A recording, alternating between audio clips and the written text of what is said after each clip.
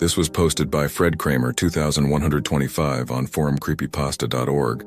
How the hell am I supposed to memorize all of this? I texted my girlfriend.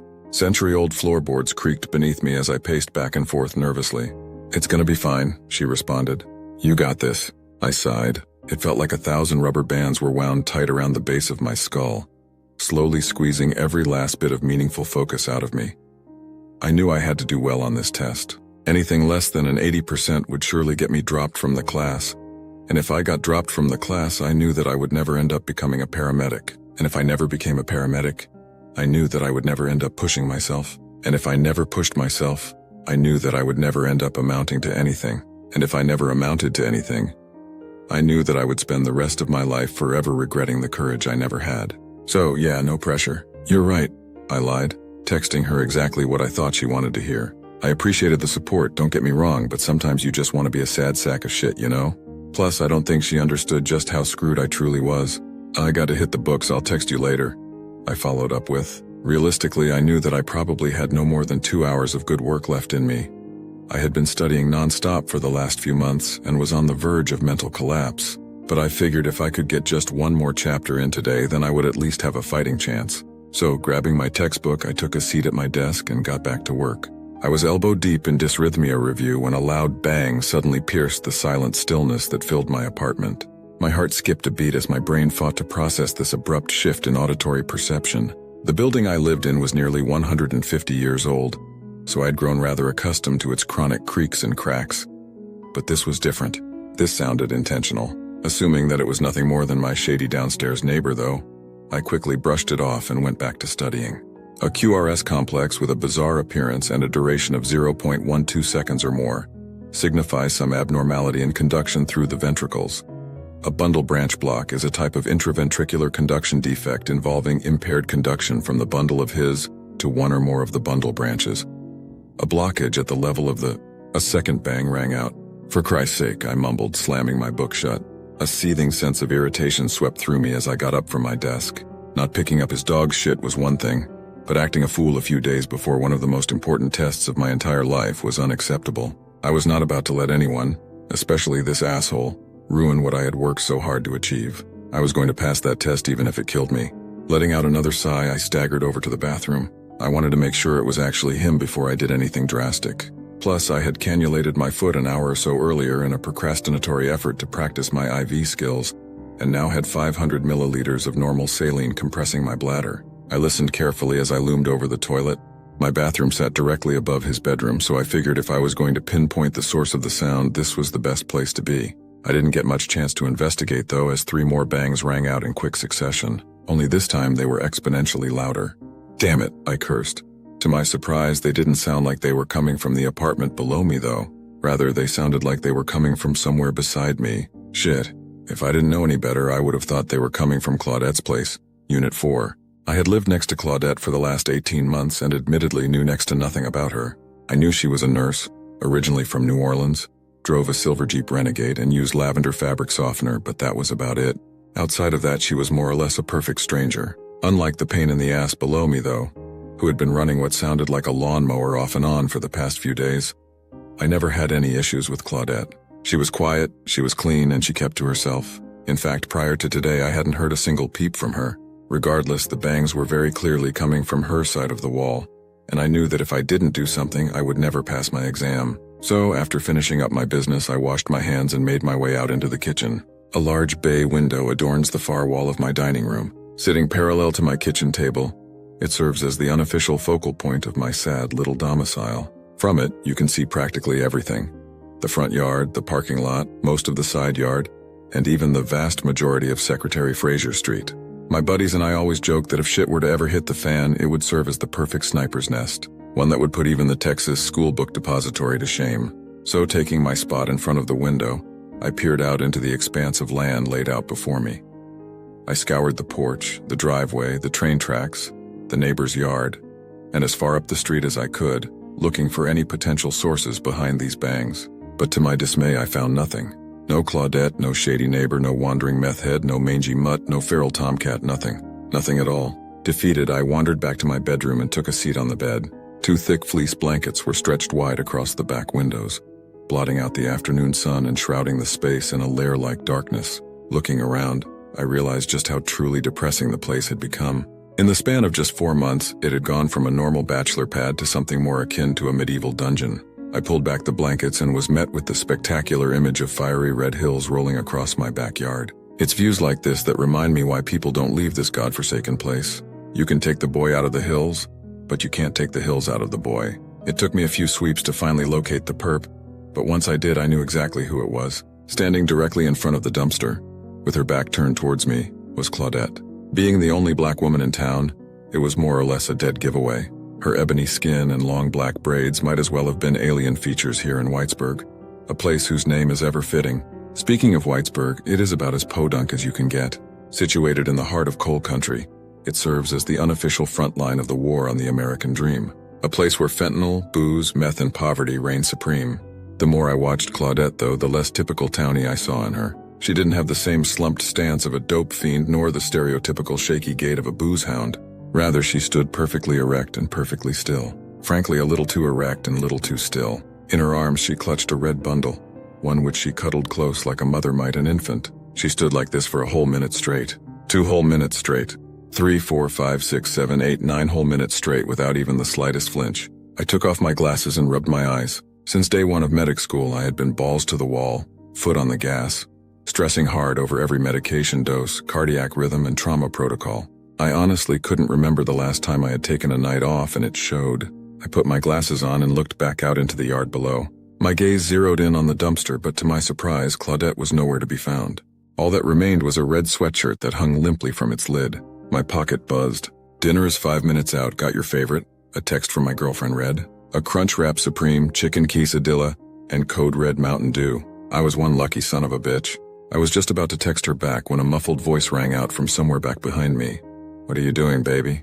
the voice yelled. Living in a glorified slum, I heard random voices all the time. The voices of strung-out junkies, sleazy call girls, bratty kids, and pissed-off wives regularly rattled the roof of my ancient apartment. But much like the boisterous bangs, this voice was different. This voice was riddled with panic. A primal panic that I hadn't heard since my little sister almost choked to death when I was 8. "Baby?" the voice insisted. Its pitch seemed to grow with each passing word. "You hear me?" It called out again, pulling me back towards the kitchen. Having relocated to the sniper's perch, I could now see a candy apple red Dodge Durango parked in the middle of the driveway, one whom I could only assume belonged to the middle-aged black woman standing anxiously at the front door. Call it intuition, but I had a feeling she was looking for Claudette. "For heaven's sake," the woman scoffed. Right then, a blacked-out SUV turned onto Secretary Fraser Street, kicking up thick clouds of dust in its wake. It came to a rolling stop at the end of the driveway, and a stocky redhead clad in a bulletproof vest and rainbow-tinted pit vipers stepped out.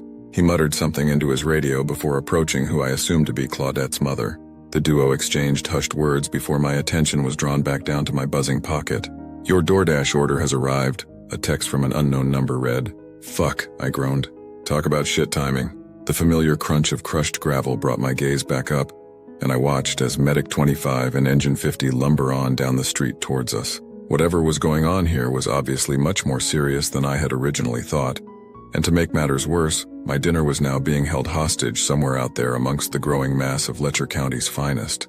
"Baby, please." "You're scaring us," Claudette's mom belted out. My mind reeled as I tried to think up alternative routes. Usually I used the building's main entrance any time I left the house, but considering this path took me right past Claudette's front door, I was suddenly very wary to take it. But outside of dropping drowned from a second-story window, I really had no other option. It was either take my chances with Claudette or have Hot Pockets for the 4th night in a row, and Lord knows my GI tract needed a break. So taking in one last deep breath, I made my way to my front door and grabbed the knob. A faint scent of lavender filled my nostrils as I gripped its weathered brass. I don't know if it was just because I was in the comfort of my own home, but something didn't feel right all of a sudden. I had dealt with dozens, if not hundreds, of unruly patients over the course of my career, but for one reason or another I was dreading the thought of facing Claudette. I don't know how to explain it, but something just felt off. I turned the knob and pushed. My heart was beating out my chest at this point. Instead of finding my melanated neighbor, though, all I was met with was mounds of mismatched clutter. I breathed in a sigh of relief. Heaps of clothes, piles of books, and stacks of cheap furniture lined the tight hallway that Claudette and I shared. If I didn't know any better, I would have thought that she was moving out, perhaps having been evicted given all the racket. I held my breath as I weaved through the mountains of junk, doing my best to keep as low of a profile as I could. About halfway down the hallway, though, I came to Claudette's apartment. Her door was wide open and a faint rustling oozed out. Despite my curiosity, I didn't stop to investigate.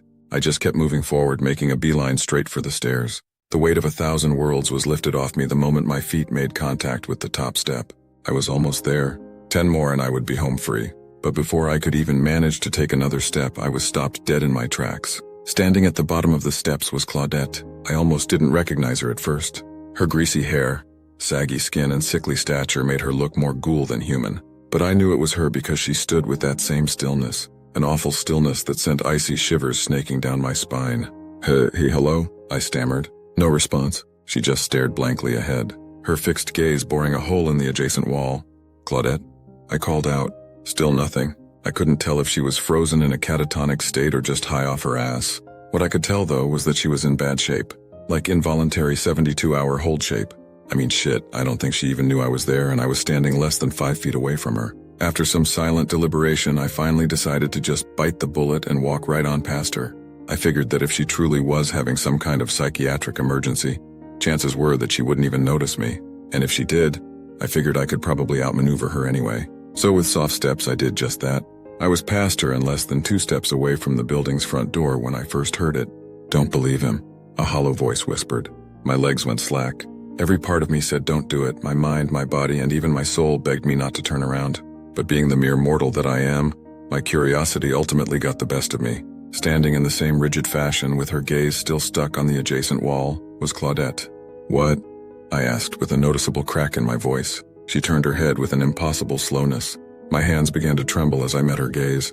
I never really got a good look at her the first time around.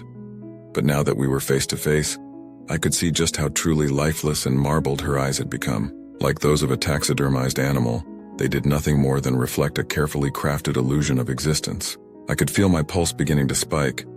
90, 100, 110, 120, 130, 140, and so on. There probably wasn't enough adenosine in the entire world to bring me back down at this point, for it was becoming increasingly obvious that this was not your run-of-the-mill psych call. This was something far stranger. Panicked, I spun back around and busted out the front door. Tripping and falling, I almost took Engine 50's lieutenant out with me. "We looking for you?" he asked, helping me to my feet. An army of concerned faces flanked him. My chest heaved in and out as my brain somersaulted. "No," I finally blurted out. Hearing this, the lieutenant blew by me with profound indifference. A motley crew of firefighters and paramedics hot on his heels. I quietly slipped by them, still in somewhat of a shocked daze, and stumbled out into the front yard. It was here, amongst the growing convoy of emergency vehicles, that I eventually found my DoorDash driver and retrieved my dinner. "Is my baby okay?" a familiar voice called out. I turned to find the same woman from before watching me from across the yard. I swallowed hard. I didn't know what to say. Hell, I didn't even know what to think. Whatever was wrong with Claudette was far beyond my pay grade. She needed a shrink or maybe even a priest. But definitely not some washed-up EMT barely making it through paramedic school. "Yeah, she's fine," I lied, trying my best to hide my telling squeak. A look of relief washed over her. "Oh, thank God," she exclaimed. "I thought I was going to lose her too." I felt my face twist. "Too?" I asked, quickly realizing that my question was probably inappropriate. "Yeah, her mama up and lost it back in '98, she admitted. My eyebrows arched. "I am Anika, by the way," she said, outstretching her hand. "Claudette's aunt." I shook it and spent the next few minutes chatting with her. She told all about the supposed curse that plagued their family. Apparently, just about every generation since she could remember had experienced some kind of horrific tragedy. Her great-great-great-great-grandmother was a slave of Madame Lalaury's. Her great-grandfather was strung up by a lynch mob. Her father shot himself shortly after returning home from Vietnam. And her baby sister had spent the last 2 decades fighting crack-induced demons in a state-run psychiatric facility just outside of Lexington. But despite all of this, Claudette was said to be different. The light of her aunt's eye. She was the one supposedly destined to break this awful curse. After all, she had a great job, a strong work ethic, a good head on her shoulders, and loads of promise. But that apparently all went out the window late last night when she started neurotically texting about depraved doppelgangers and twisted twins, swearing that her apartment was haunted and that she was possessed. It suddenly all made sense. The banging, the cops, the hallway, her vacant stare, her unflinching stillness, everything. Despite what they may think, I had a sneaking suspicion that devils and demons weren't to blame for their family's unsavory history, though. But rather it was largely due to the effects of mental illness and systemic oppression. I was trying to find a polite way to excuse myself when the front door suddenly blew open with a familiar bang. Out from it poured a parade of first responders with Claudette sandwiched tightly in.